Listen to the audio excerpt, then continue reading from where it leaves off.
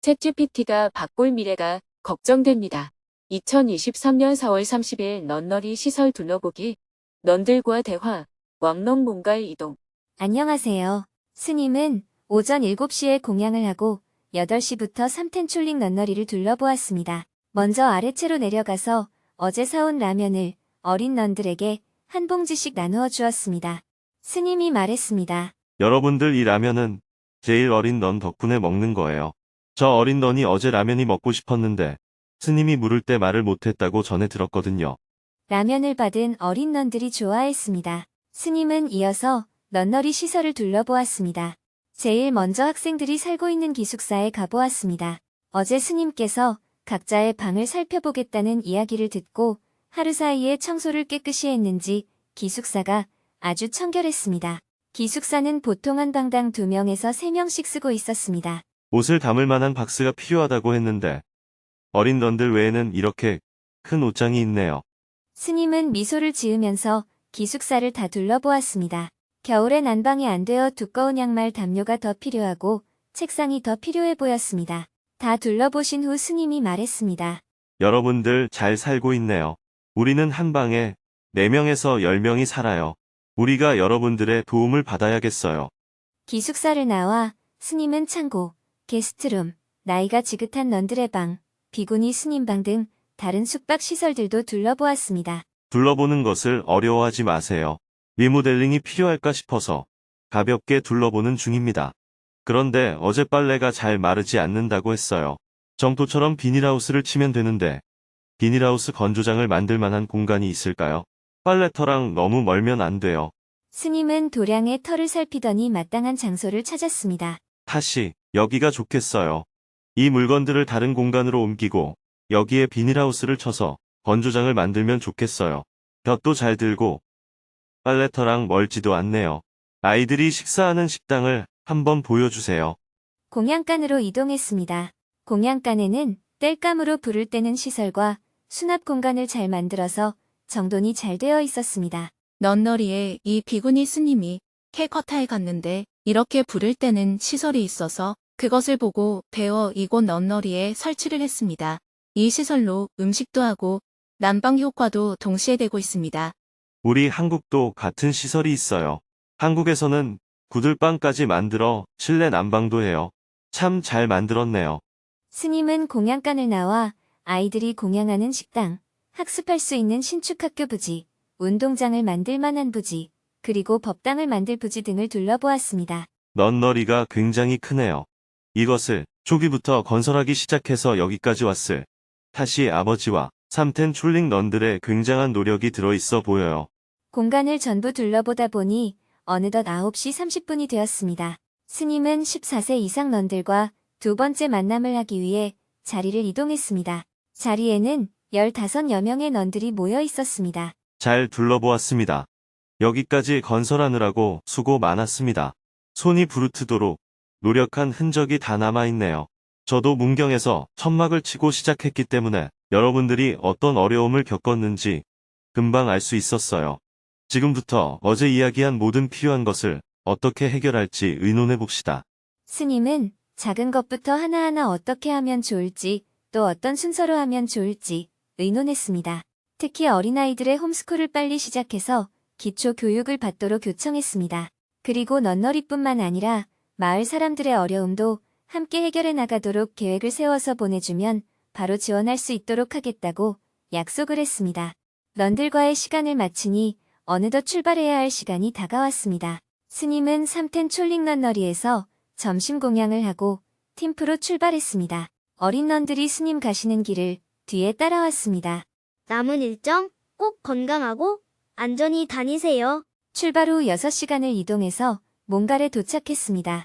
왬롱으로 갈 때 묵었던 중간 숙소에 다시 짐을 풀고 스님은 원고 교정을 했습니다. 원고 교정 후 저녁 공양을 하면서 타시님은 스님이 팀프로 돌아가면 어떤 분을 만날지 계획을 물었습니다. 스님은 이렇게 의견을 주었습니다. 이번 부탄 일정을 처음 계획할 땐 원래는 마을을 둘러보고 어떤 어려움이 있는지를 살펴 한계군을 장기간 지원해서 인간의 욕망을 부추기지 않으면서도 삶의 조건이 갖추어져 사람들이 행복할 수 있는 그런 모델을 만들어 우리 인류가 미래 지속 가능한 삶의 방식을 찾아보는 프로젝트를 해보려 했어요. 그래서 가장 열악한 동부를 먼저 둘러보고 사업을 진행하기 위해 부탄 정부와 협의하는 일정으로 생각을 했는데, 그런데 막상 부탄에 와보니 부탄은 가난하긴 하지만 큰 어려움은 없는 것 같아요. 우선 제가 부탄에서 할 수 있는 일은 3가지 정도 될 것 같아요. 첫째는 어제 쓰러져가는 대나무집 짓고 살고 있는 사람을 지원하듯 가난한 사람들을 찾아서 돕는 방법이 있어요.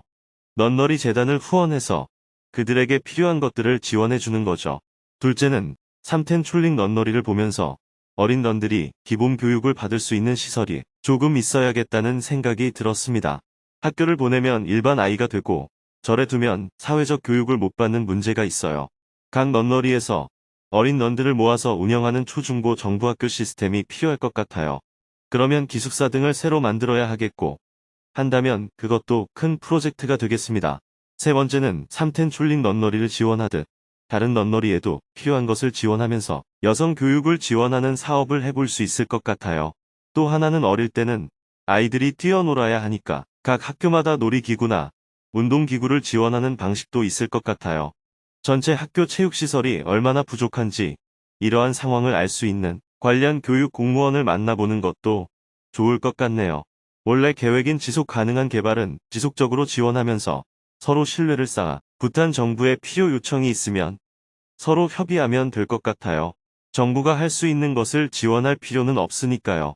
앞으로 정부와 협의해서 지속 가능한 개발 사업을 함께 지원하는 사업들을 해보면서 서로 신뢰를 쌓은 후에 진행하면 될 것 같습니다.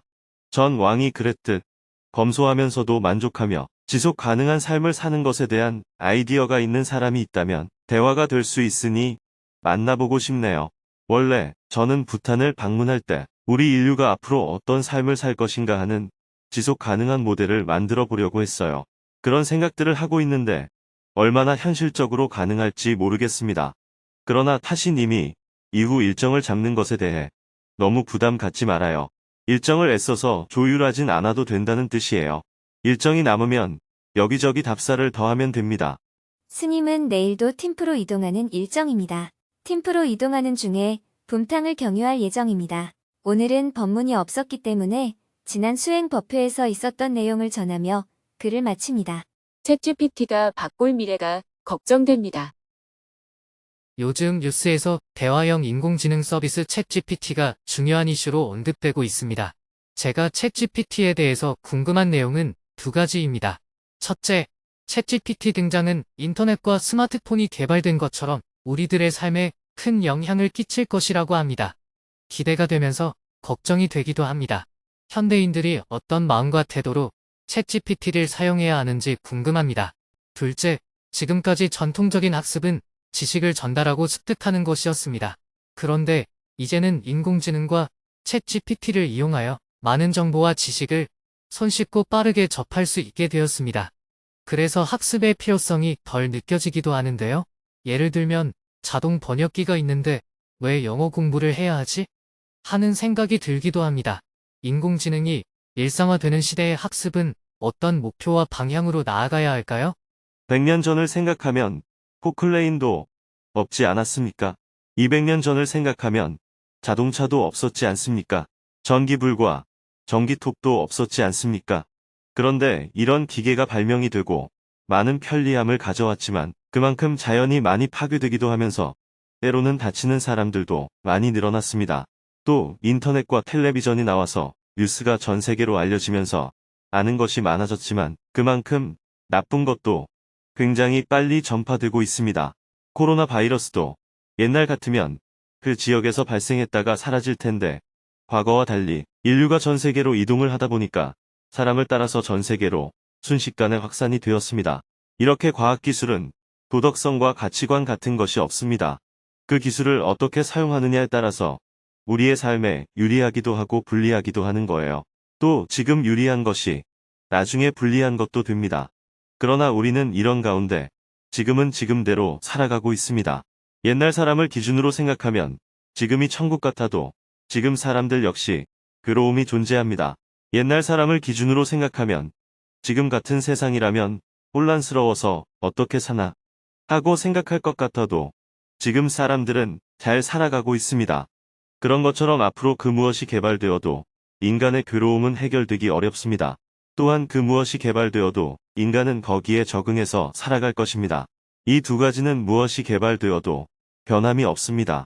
인간이 숫자와 문자를 발견한 것은 그 당시에 엄청난 일이었습니다. 사람의 기억에는 한계가 있어 100개 내지 1000개 이상은 헤아리기가 어려웠는데 숫자가 발명되니까 엄청나게 많은 수를 계산할 수 있게 되었고 문자가 발견되면서 수많은 경험을 기록해서 먼 곳까지 후대까지 전달할 수 있게 되었습니다. 지금의 기술 개발이 가히 혁명적이라고 하지만 옛날 문자가 발견되었을 때는 어쩌면 지금보다 더 큰 충격을 안겨주었을지도 모릅니다. 그러나 부작용도 있었죠. 사람과 사람이 만나서 인격적인 감화가 이루어지지 않고 문자로만 전달이 되다 보니 점점 지식화되는 폐단이 생겼습니다. 그것처럼 지금의 기술 개발도 인간의 사고를 편향된 쪽으로 흘러가게 하거나 나쁜 것을 빠른 속도로 전달하면서 많은 문제가 발생하고 있습니다. 첫째, 너무 걱정할 필요는 없습니다. 인간은 새로운 환경에 또다시 적응해서 살아갈 것이기 때문입니다. 저는 며칠 전에 오지 마을 숲속에서 사는 사람들을 만났습니다. 지금 선진국 사람들에게 그곳에 가서 살라고 하면 못 살 겁니다. 매일 물을 길어 물동이를 이고 1km 이상의 거리를 오가며 살 수 있겠어요. 하루에 4번 물동이를 이고 와야 온 가족이 겨우 밥을 해 먹을 수 있는데 그 물을 갖고 무슨 목욕을 하고 무슨 빨래를 할 수가 있겠습니까? 목욕과 빨래는 거의 포기한 상태로 살아가야 합니다. 그런 환경 속에서도 인간은 적응해서 산다는 겁니다. 태어나서 그런 모습만 보고 살면 그런 환경이 아무렇지도 않고 원래 사는 것이 그런 줄 알기 때문입니다. 그런데 선진국 사람들에게 거기서 살라고 하면 못 살아요. 반대로 그 사람들이 선진국에 오면 먹고 입고 자는 것이 천국 같을 겁니다. 하지만 얼마 지나지 않아 여기서는 인간의 차별을 느끼게 될 겁니다.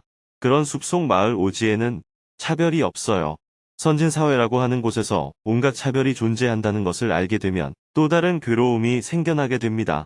그래서 걱정할 필요는 없습니다. 변하면 변하는 대로 인간은 살게 되기 때문입니다. 그런데 이런 변화의 시기에는 어떤 사람이 괴로울까요?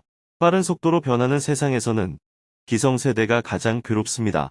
왜냐하면 자신이 경험하지 못한 새로운 환경에 적응하기 위해서는 시간이 걸리기 때문입니다.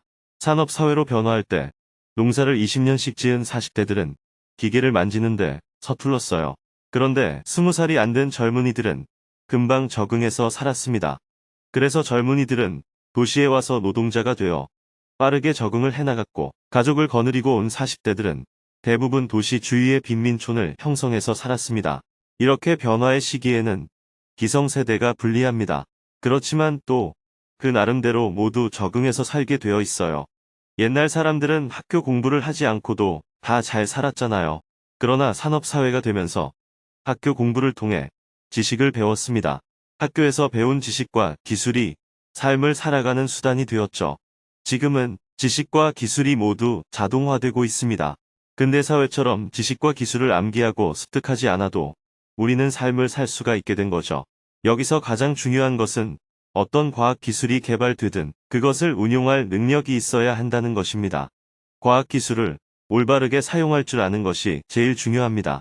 그렇기 때문에 주어진 조건 속에서 자신의 어떤 습관을 고집하지 않고 변화에 적응할 수 있는 능력, 이것이 미래 사회에서는 매우 중요한 능력입니다.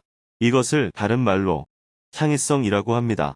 지식을 많이 아는 것이 중요한 것이 아니라 그런 지식을 이용해 지금 내 앞에 주어진 문제를 해결하는 능력이 더욱더 중요합니다.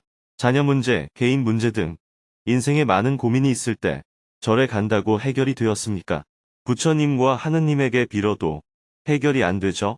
그런데 증문즉서를 통해 이렇게 대화를 나누다 보면 이것은 이렇게 생각하면 되겠네. 이것은 이런 관점에서 보면 되겠네. 이것은 이렇게 하면 별 문제가 아니네 하고 느낄 수가 있잖아요. 이것은 전통적인 법문의 방식과는 전혀 다른 방식입니다. 지금 전통적인 종교는 찾는 사람들이 점점 줄어들고 있어요. 농업사회에는 90%가 농사를 지었지만 지금은 농사 짓는 사람이 10%도 안 되는 것과 같습니다. 산업사회에는 대부분이 공장에 다녔는데 요즘은 자동화가 되고 공장에 다니는 사람이 소수가 된 것과 같아요. 이렇게 인간은 환경이 바뀌면 다시 적응하며 다른 일로 직업을 바꿉니다. 직업을 바꾸는 과정에서 예전에 지녔던 기술이 필요 없어지는 사람들은 무기력에 빠지는 고통을 겪게 되죠. 이때 기득권 세력이 자신들의 이익을 지키기 위해 변화를 반대하면 사회 변화가 늦어져서 실패한 사회가 되고, 변화를 빠른 속도로 따라가면 거기에 적응하지 못하는 많은 사람이 고통을 겪게 됩니다. 그래서 변화는 받아들이되 자동화됨으로 인해 필요 없어진 사람들을 어떻게 하면 사회보장제도로 보호해서 안정적인 삶을 유지할 수 있도록 할 것인가에 대해 연구해야 합니다. 단순히 기술의 변화만 쫓아가서는 안 되고, 변화된 사회에서 살아가는 사람들이 최대한 고통이 적고 평안하게 살아갈 수 있게 하는 사회적인 제도가 매우 중요합니다. 기술의 발전은 좋은 점도 많습니다. 영어를 안 배워도 되면 더 좋죠. 무엇 때문에 영어를 배우려고 합니까? 제가 어릴 때는 주산과 암산을 배웠습니다. 요즘은 전자계산기를 누르면 되는데 굳이 주판을 갖고 다닐 필요가 없잖아요. 10년 전만 해도 저는 해외여행을 다닐 때 지도를 한 가방 갖고 다녔어요. 그런데 요즘은 지도를 한 장도 안 가지고 다닙니다. 그냥 스마트폰으로 지도를 검색해서 다니면 되니까요. 이렇게 변화된 상황에 맞게 적응해서 살아가면 됩니다. 기억하고 암기하고 암산하는 기능은 앞으로 그 필요성이 갈수록 적어질 겁니다. 과거 조선조 말에 근대 학교가 생기면서 서당에서 공부하고 과거 시험을 통해 관리를 등용하던 시스템이 의미가 없어졌던 것처럼, 이런 지식적인 기능으로 학생들의 등수를 매기는 현재의 학교 시스템은 미래 사회를 생각해 봤을 때 큰 의미가 없습니다. 부모들이 지금까지 살아온 경험 때문에 아이가 공부를 못하면 학원을 보내고 과외를 시켜 등수를 올리려고 하는데, 조선조 말의 과거 시험처럼 지금의 학교 시스템도 거의 마지막 단계에 와 있습니다. 이제는 창의성을 키워주는 교육이 필요합니다. 문제를 스스로 해결하도록 지도하고 아이들이 갖는 새로운 아이디어를 존중하는 게 중요합니다. 특이한 성격을 갖거나 개성이 강한 사람들이 기성사회에서는 배척이 되었는데, 지금같이 변화된 사회에서는 오히려 그런 사람의 아이디어가 중요하게 필요로 하고 있습니다. 그래서 변화된 사회에서는 기성교육에 너무 매달리는 것은 큰 실효성이 없다고 봅니다. 전 세계에서 영어를 사용하니까 요즘은 어릴 때부터 영어 유치원을 보내지만 영어를 잘한다고 인생의 문제가 해결되는 건 아니잖아요. 지금은 영어를 잘하는 사람이 별로 없으니까 영어를 잘하는 사람이 굉장히 중요시되는데, 모든 사람이 다 영어를 잘하게 된다면 그게 무슨 의미가 있을까요? 물론 그렇다고 해서 영어를 가르치지 않아도 된다는 얘기는 아니에요. 이런 변화가 점점 보편화되고 있다는 뜻입니다. 특히 요즘은 해외여행을 다닐 때도 구글 번역기를 사용하면 일상적인 대화를 하는데 큰 문제가 없어요. 저도 지금 해외에서 번역기를 사용하며 현지 사람들과 대화를 하고 있습니다. 물론 아직은 전문 분야나 증문즉설 같은 대화에서는 번역기만 갖고는 대화하기 어렵습니다. 그렇지만 영어를 못한다고 해서 해외여행을 못 가거나 하는 일은 없어졌습니다. 앞으로 번역 앱의 기술이 더 정교해지면 전문적인 영역에서도 번역기를 사용할 수 있겠죠. 그래서 변호사 같은 직업도 앞으로는 필요성이 점점 줄어들 거예요. 왜냐하면 모든 법률을 다 학습시킨 인공지능이 사람보다 더 잘 판결을 할 수 있기 때문입니다. 대신에 사람이 판결할 때는 법에 어긋나더라도 상황을 봐서 형량을 낮춰주거나 처벌 수위를 조정하는 융통성을 가질 수 있는데, 기계는 그걸 못하겠죠. 그러면 너무 경직된 사회가 될 위험이 있습니다. 제가 어제 인도에서 부탄으로 가는 국경에 6시에 도착했는데 입국 심사를 하는 사무소가 9시부터 업무를 시작한다고 되어 있었습니다. 법적으로는 24시간 열도록 되어 있는데 임의로 이렇게 닫기도 하고 또 사정을 하면 열어주기도 합니다. 9시에 국경을 넘게 되면 그날 저녁 대사님과 잡힌 약속을 지킬 수 없는 상황이었습니다. 만약 한국 같았으면 어쩔 수 없이 9시까지 기다려야 했을 겁니다. 그런데 여기는 사람들이 계속 문 앞에 서서 열어달라고 간청을 하니까 심사관이 자다 깨서 업무를 봐줬습니다. 미국이나 한국 같으면 규칙이 정해졌으면 닫지도 않고 열지도 않겠지요. 이러한 융통성 때문에 뒷돈이 오가는 부정부패도 있지만 이런 사회이기 때문에 긴급할 때는 또 해결이 됩니다. 그래서 미래에 인공지능으로 모든 업무가 이루어지면 부정부패는 없어질지 몰라도 융통성도 함께 없어질 수 있습니다. 그러면 굉장히 경직된 사회가 될 가능성이 있습니다. 내비게이션을 생각해보면 쉽게 알 수 있습니다. 운전하다가 길을 잘못 들어도 사람은 그냥 간 김에 이 길로 가자 하고 갈 수 있는데 내비게이션은 계속 돌아가라고 안내만 하잖아요. 정해진 길이 있기 때문에 돌아가라고만 하는 겁니다. 그런 것처럼 인공지능이 예전보다 나아졌다고는 하지만 아직 질문자 정도의 나이면 삶을 사는데 유용한 도구로서 사용이 될 뿐이지 벌써 인공지능 때문에 지식이나 기술이 필요 없는 사회가 되거나 인공지능에 지배당하지는 않을 겁니다. 그러니 너무 걱정하지 않으셔도 됩니다. 저는 인공지능의 등장에 걱정되는 부분이 많았는데 스님의 말씀을 듣고 나니 변화에 자연스럽게 적응하고 오히려 인공지능을 잘 활용해 봐야겠다는 생각이 들었습니다. 요즘 외로운 사람들이 점점 늘어남에 따라 많은 사람들이 반려동물을 키우고 있지 않습니까? 반려동물에 애착을 갖다 보니 병원비를 비롯해 엄청나게 많은 돈이 들어가잖아요. 그런데 앞으로 인공지능이 발달해서 노인들도 잘 돌보고 애들하고도 잘 놀아주고 부엌 일도 해주는 로봇이 나온다면 강아지 키우는 것보다 훨씬 나을 수 있습니다. 지금보다 더 삶이 편리해질 수 있기 때문에 너무 걱정할 필요가 없습니다. 그렇다고 그런 로봇이 나와서 삶의 문제가 모두 해결될 것이라고 생각해도 안 돼요. 인생의 문제는 삶이 편리해진다고 해결되는 게 아니고 마음 공부를 통해 해결해야 합니다. 이런 변화를 계속 지켜보면서 인공지능이 인간에게 해악이 된다면 규제를 하면 되고 인간에게 유리하다면 발전을 시키면 됩니다. 인공지능은 이런 양면성을 갖고 있기 때문에 이러한 조건을 살펴가면서 올바르게 판단하고 사용해 나가야 합니다. 감사합니다.